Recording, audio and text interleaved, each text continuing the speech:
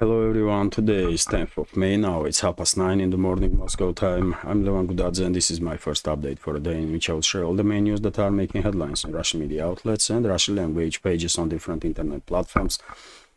And there are quite a few very significant developments and news that I'd like to share with you for this moment, and because I'm short on time, I will skip a summary of the situation on Ukrainian battlefield. Military channels, including military summary, are providing great volume of information anyways on daily basis. I will go through some media reporting straight away. RIA Novosti is reporting that Russian air defense systems shut down several drones over several regions during the night time, several Russian regions. One of them was shut down in Moscow region, in Smolensk area, in Podolsk, area.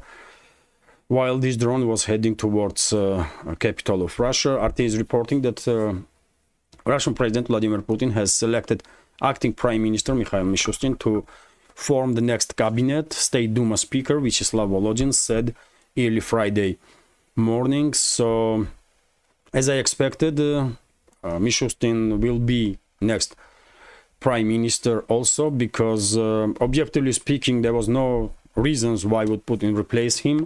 Russian economy is dealing with the Western pressure and Western sanctions quite effectively, and therefore, me personally, I was expecting that he will stay as a prime minister on his post. Although, by the way, now Mishustin, once he will be approved by Russian State Duma, Russian Parliament, he will form cabinet, of course, and he might make some changes in the cabinet. He might, reshuffle cabinet a little bit, but I don't expect any major changes. Also, exactly because of the state of Russian economy, it does okay. Russian economy is effectively dealing with the sanctions, with the pressure, so therefore no significant changes expected by me, at least. RT's report that Zelensky finally appoints ex-top general as a UK envoy. Of course, I'm talking about Zaluzhny. So Ukrainian President Vladimir Zelensky has dismissed his former top general, Valery Zaluzhny, from the military and appointed him as ambassador to the UK. When I was reading this news, I had like deja vu moment. It's like how long we are now receiving this information that Zaluzhny will be appointed as an ambassador in UK. It's quite a few months at this point, and well, seems like finally Zelensky signed all the necessary papers. And when it comes to Zaluzhny, by the way, you know my take on the situation inside Ukraine about this confrontation between Zaluzhny's camp and Zelensky's camp, and I'm quite sure Zaluzhny will replace Zelensky one way or another, but Zaluzhny will replace Zelensky most likely in autumn. Maybe this summer, maybe, but most likely in autumn. But in any ways, I believe United Kingdom and US considers Zaluzhny as a main candidate to replace Zelensky. Let's continue. RT's report that EU agrees to tap Russian assets to arm Ukraine. EU has agreed on the expropriation of the revenues generated from the frozen Russian assets to continue funding and arming Kiev. Brussels announced on Wednesday the bloc's ambassador agreed on the course of the action in principle, but the legal text still must be ratified by EU Council, and of course EU Council will ratify it. I have never had any doubts that Western ruling class, Western so-called elites, will steal not just the revenues from the Russian assets, frozen Russian assets, but those assets themselves also. And they will come up with their justification of that. RIA Novosti's report that, press spokesman of Russian President Dmitry Peskov made a comment on petition that appeared on the website of Zelensky, Ukraine's president, which basically demands deployment of foreign troops, NATO troops, into Ukraine. And as we know, France leadership of France, for example, already stated that if Ukraine will ask they will deploy troops. And I guess we are now seeing preparation of the ground for such a development. I don't know how long it will take, a week, 2 or months, but eventually Kyiv regime will definitely ask NATO member states to deploy their troops, and NATO troops will be deployed into Ukraine, at least in the western Ukraine. I have no doubts about that. Ukraine eventually will be divided between Russia and the NATO. Only question I have, will NATO troops stay just in western Ukraine, which will make it possible to avoid a full-scale confrontation between Russia and NATO, or will NATO troops move out of the western Ukraine, in which case most likely we will see large-scale confrontation between Russia and NATO. Me personally, I think we will manage to avoid full-scale war between Russia and NATO, and therefore mainly NATO troops will stay in western Ukraine. There might be some units that are conducting some operations outside of western Ukraine, and they will be exterminated by Russian militaries, but a major grouping of forces of NATO will remain in the western parts of Ukraine. And by the way, on same topic, Lithuania already stating that they are willing to deploy troops into Ukraine. Okay, just do it then. And of course, Lithuania's government wants to provoke a full-scale confrontation between Russia and NATO, because they know it is highly likely that Russian side will find out location of those Lithuanian troops and will exterminate them. And then Lithuanian government will start crying about and will try to revoke fifth article, or Article 5 of NATO, according to which attack on one member means attack on all members. Although, by the way, a few months ago, if you remember, experts in the Bundestag, German parliament, conducted a study from legal point of view on this issue, and they stated that if NATO troops are attacked on Ukraine, it will not influence Article 5, because no NATO member state will be attacked directly. Article 5 only will work if NATO state attacked directly on its soil. But if NATO troops are deployed somewhere and they come under fire, that's a whole different story. Anyways, RT is reporting that because of the internal confrontation inside the NATO, when some countries want deployments of the troops and further escalation with Russia, and other countries are against it, media is reporting now that NATO is set to formally oppose sending troops to the battlefield in the Ukraine conflict, echoing the long-standing US stance on the matter. Italian newspaper Corriere della Sera reported on Sunday. So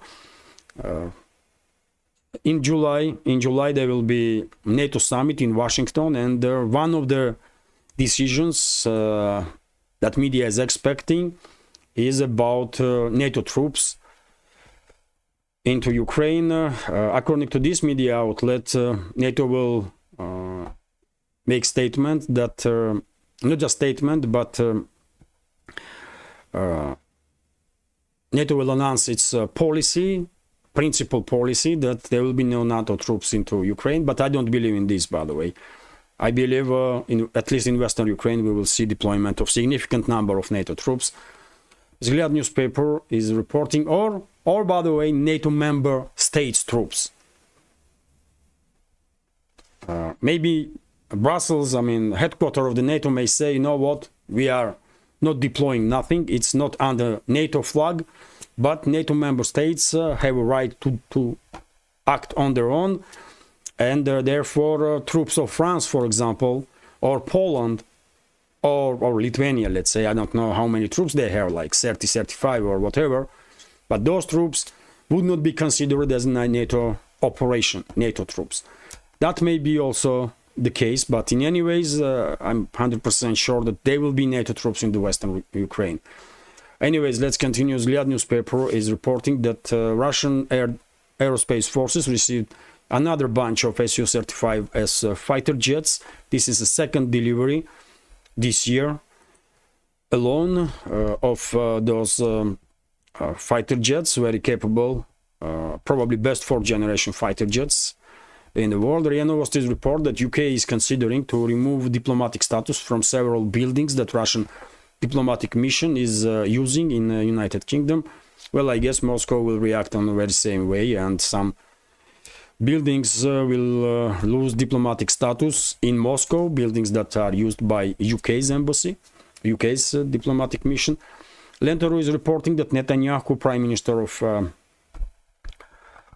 of Israel, was somewhat critical of Biden and his decision to hold on deliveries of their weapons, mainly aerial bombs and missiles, to Israel because of the Israeli operation in Rafah on the southern Gaza Strip, southern part of Gaza Strip. And Netanyahu same time stated that before also there was some times when he and Biden had disagreements, but they overcome these disagreements, and he hopes this will happen this time also, and most likely that's exactly what's going to happen, because Israeli lobby is not just strong. Israeli lobby is controlling US, by the way. Let's be real here. Israeli lobby controls US policies, US political elites in general. Majority of US politicians controlled by Israeli lobby, and therefore it may take a day or two. Biden's administration may play some games for internal use because of this divide among supporters of Democrats. But eventually, weapons, of course, will be delivered. I have no doubts about it. Maybe weapons already have been sent to Israel in secrecy. Washington will just, make it classified, and that's it. But I have no doubts that, Washington will do whatever it's ordered to do by Israeli lobby. It's just that simple, man. RT is reporting, and also, by the way, when we are talking about US and who rules what in the US, let's be real. I mean, US citizens, they may have illusion that they really are influencing decision-making process, and they are really influencing who will be governor, who will be MP, who will be president, and so on. But in reality, it's just illusion. It's just illusion that was created by powerful forces behind the scenes. And as I said many times, man, if I'm in charge, if I'm controlling entire system in US, for example, I give you, to keep you calm, keep you as a society calm, I'll give you choices, illusion of the choices. I'll give you 1, 2, 3, 4 of my puppets and let you choose any of them. And in that case, I'm gonna win anyways, because whoever you will choose, it's gonna be my puppet, and you're gonna be happy also. You're gonna stay in this illusion that, you are influencing decision-making process one way or another, which is not true, but you will never understand that because I'm controlling everything. Media, so-called media, politicians, this and that, and only way you can find out what is really going on is through some small independent some channels on YouTube and stuff. And of course, those channels never gonna compete with the major media outlets, major propaganda outlets, and therefore vast majority of society in US always will stay under influence of propaganda in this illusion that have been created by certain forces. It's just objective reality. That's how it is, by the way. Like it is or not, but that's how it is. Anyways, let's continue. RT is reporting, and just confirmation, by the way, of what I just said. Biden is playing with its electorate because supporters of Democrats are not happy with his policies in regards to Palestine, and he is officially, formally, stopped deliveries of weapons. Now, while insecrecy weapons will be delivered anyways. But look what's going on simultaneously, by the way. US lawmakers prepare to sanction against ICC, so-called International Criminal Court, over Israel, according to article in Axios. So US lawmakers want to, you know, remind ICC who are they and for whom they are working, really. I don't think it was that necessary to remind ICC so-called judges that they are puppets of the Washington. They knew it perfectly well, but some lawmakers still probably think that, I mean, they have to demonstrate who is the boss anyways, and that's what they do, man. They are threatening this ICC, their own tool, by the way, their own puppets.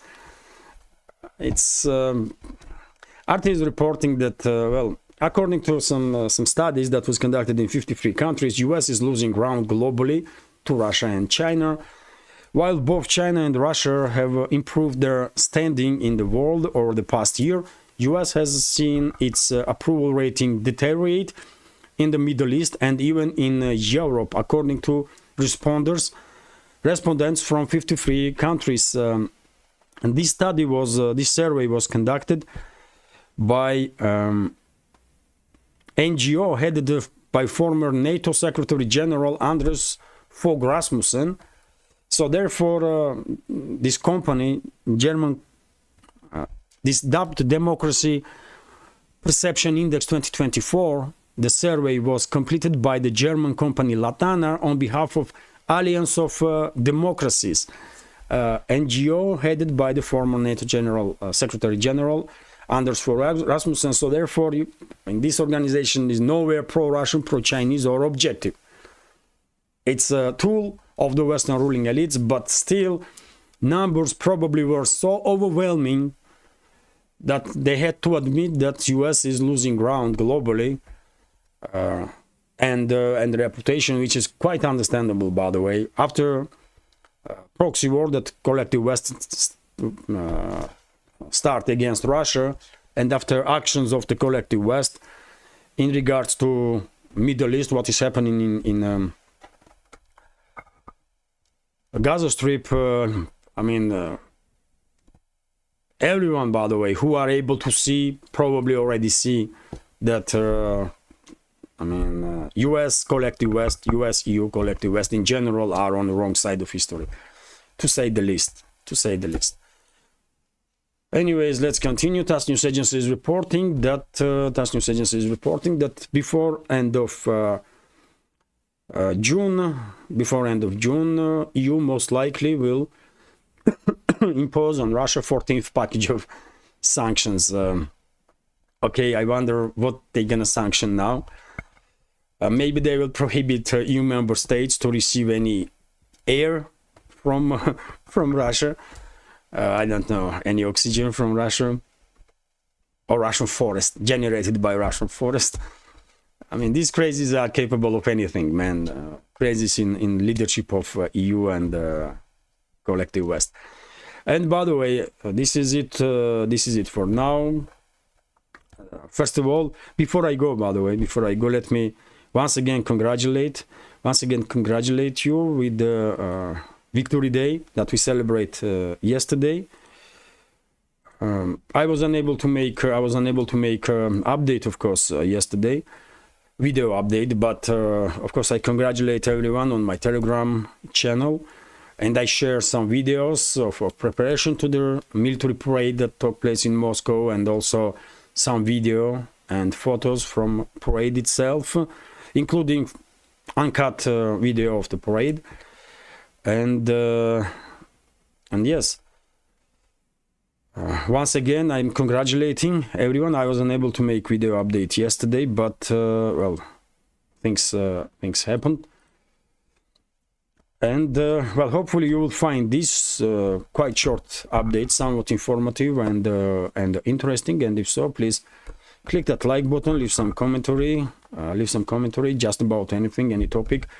Likes and comments, that's the only way we have to influence algorithm and reach a wide audience. And for very same reason, if you can, please share links to my videos or my channel with your friends on any of the platforms that you are actively using. And finally, If you think this channel is interesting, useful, informative, and deserves to exist, or has some potential, then please consider to support my work with small donations through PayPal, Boosty, or by subscribing to my Patreon page.